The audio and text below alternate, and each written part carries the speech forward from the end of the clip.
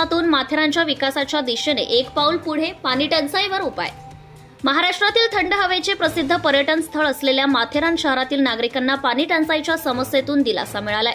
उल्हास नदीवरून बंद असलेला पाणी पुरवठा कर्जत खालापूर मतदारसंघाचे कार्यसम्राट आमदार महेंद्र थोरवे यांच्या अथक प्रयत्नामुळे पुन्हा सुरू करण्यात आलाय। गेल्या काही दिवसांपासून माथेरानमधील नागरिक पाणी टंचाईमुळे त्रस्त होते। नदीवरील पाणी पुरवठा योजना बंद झाल्याने शहरातील पाण्याचा गंभीर प्रश्न झाला होता। मात्र आमदार महेंद्र थोरवे यांनी प्रशासकीय पातळीवर या विषयाला प्राधान्य दिले।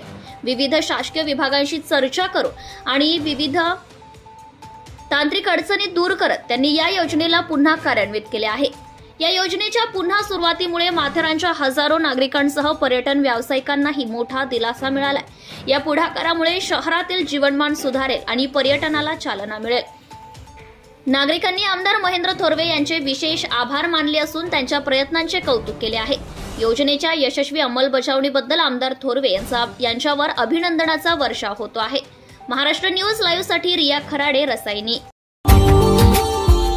Subscribe now and press the bell icon. Never miss an update.